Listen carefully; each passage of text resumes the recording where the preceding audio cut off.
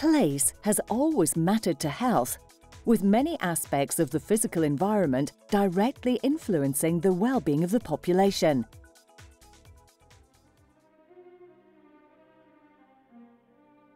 Hippocrates and the Romans understood the health benefits of piped water, street cleaning, and public toilets and baths, for the privileged at least.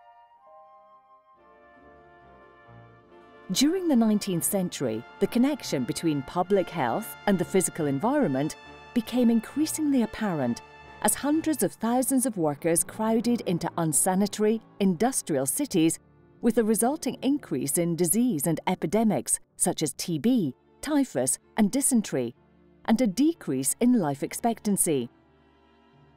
In this era, dramatic improvements in public health were made possible by changes in attitudes, legislation, and in the built environment itself. Later, the installation of comprehensive sewer systems, improvements in building designs to ensure that residents had light and fresh air, and the movement of residential areas away from noxious industrial facilities all brought significant improvements in health and a marked rise in life expectancy. While the quality of the air that we breathe and the water that we drink may be uniformly high, the difference in health and in life expectancy amongst different communities is stark. Today's issues are less about toxic or infectious threats, but rather the subtle and complex contribution that environments and place have in cultivating hopelessness and stress, discouraging active lives, and inhibiting healthy choices and behaviours. Well, typically we define health inequalities in terms of the gap in life expectancy that's experienced in different parts of Scotland. And the gap in life expectancy in different areas at the extremes is as much as 12 years. The key thing is that poor health is most commonly found in areas of poverty, and poverty is associated with all sorts of other things like poor environments.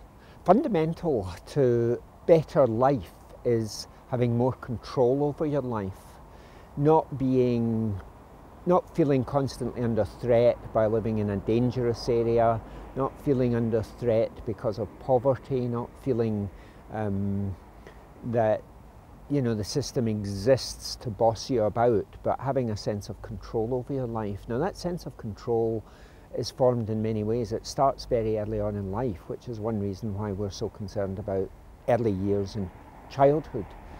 But it's also about having a sense that the environment in which you live is there to support you.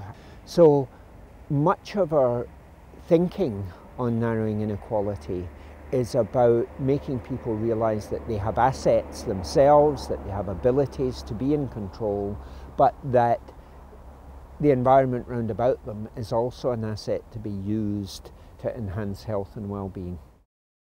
So there's four things we need to think about when thinking about health in the physical environment. First of all is the obvious one.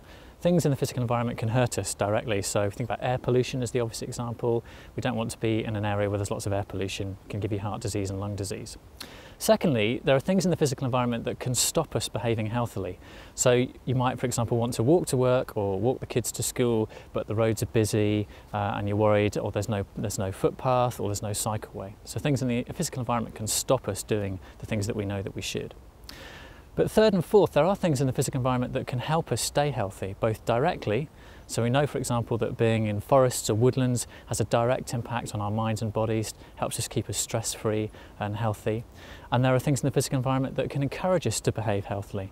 A cycle path or a footway, for example, it makes it easier to walk to work or school. Good Places, Better Health offers an innovative approach to understanding the complexities of place, neighbourhoods, communities and homes, and to finding more effective and inclusive ways to engage national and local stakeholders to help achieve a healthier Scotland. Only through organising to deliver can policies be shaped and implemented to make a real difference to the places where we live. Good Places, Better Health aims to deliver both the knowledge and the mechanisms to allow us to create healthy places. It is an approach to co-production that brings scientists, academics, policymakers, frontline practitioners and communities together to deliver great places for everyone in Scotland to grow up in, play in, live in and work in.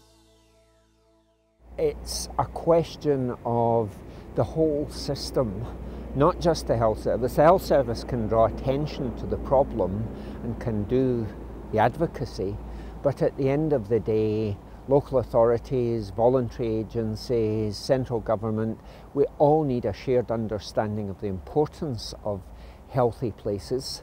We need to work together to an agreed agenda, but most importantly, we need to work with communities rather than doing things to communities. The idea of coming along to a community and dumping an adventure playground in a bit of disused land is not necessarily the best solution. Do it in consultation with communities. Develop places where people want opportunities for recreation rather than where we just permit them to have places. So it's that partnership between individuals and communities and public agencies that I think is very important. Place matters to the health of the people of Scotland. The challenge now is to translate this improved knowledge into new policy and actions locally and nationally, securing our communities as safe, vibrant and healthy places to live.